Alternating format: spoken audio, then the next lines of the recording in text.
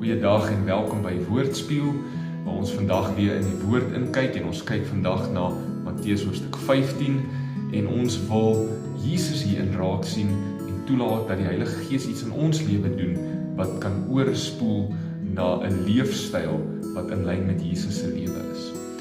Die gedeelte wat ek wil lees is vers 27 tot 28. My tema vanoggend is krummels brood. Matteus 15 vers 27. Sy het daarop gereageer: Dit is so, Here, maar selfs die huishondjies eet tog daarom van die krummels wat van hulle baas se tafel afval. Daarop antwoord Jesus haar: Vrou, jou geloof is baie sterk. Jou versoek word toegestaan. En haar dogter het dadelik gesond geword. So Jesus beweeg in 'n heidense gebied in. Hierdie speel net af net nadat Jesus die 5000 mans, ongeveer 15 na 20.000 mense dalk altesaam was, gevoed het met 5 broodjies en 2 vissies en daar het 12 mandjies vol kos oorgebly. En toe vaar hy oor die see vanaf Galilea, van waar hy was, oor die see van Galilea na 'n heidense gebied toe weer eens. En nou beweeg hy na Sidon toe, nog heidense gebied. Dit is nie Joodse gebiede hierdie nie. En 'n heidense vrou kom na hom toe en smeek hom om haar dogter wat demoonbesete is, vry te maak. Jesus toets haar eers en sê vir haar dat hy slegs gekom het vir die Jode. Die brood wat hy bring, het hy vir die Jode gebring, net soos wat hy nou vorige keer die Jode gevoed het. En daar 12 mandjies vol oorgebly van dit. Die brood van die lewe het hy gebring, maar sy gee nie op nie. En sy besef dat al kan sy net 'n krummel van daardie brood van die lewe kry wat Jesus bring, dan sal dit genoeg wees. 'n Krummeltjie wat van die tafel afval, dan sal haar dogter vry wees en lewe. Jesus sien haar geloof en hy bevry haar kind. Daarna is dit asof die kombuis oopgegooi word vir hierdie heidense mense. Jesus gaan sit en hy leer hulle en hy genees hulle. Dan herhaal hy die wonderwerk wat hy vroeër gedoen het onder hierdie heidene.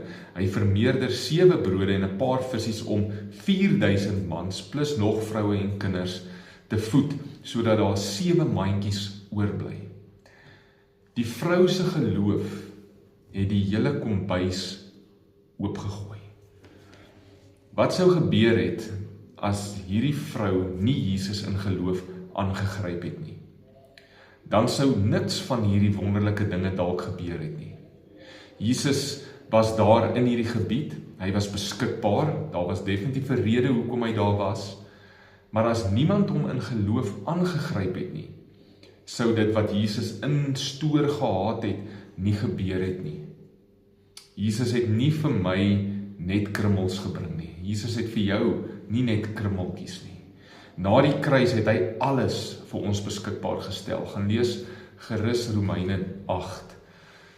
Maar soms is ek nie eers bereid om hom te vertrou vir krummels nie. Wat nog te sê van sy oorvloed, en dan mis ek dit. Gryp Jesus aan. Gee oor. En ek sal die oorvloed van God geniet.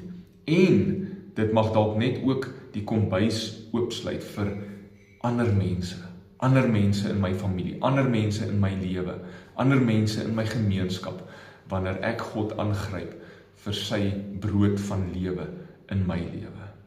Kom ons bid saam. Jesus, ek gee oor aan U. Ek gaan nie ophou om U te soek en om U aan te gryp vir die brood en die beloftes wat U het nie.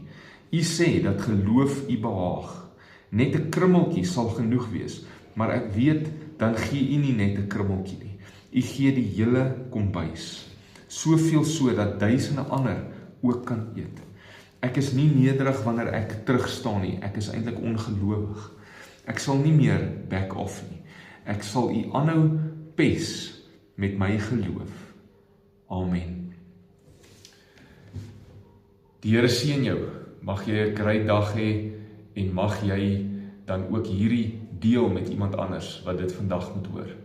Tot 'n volgende keer.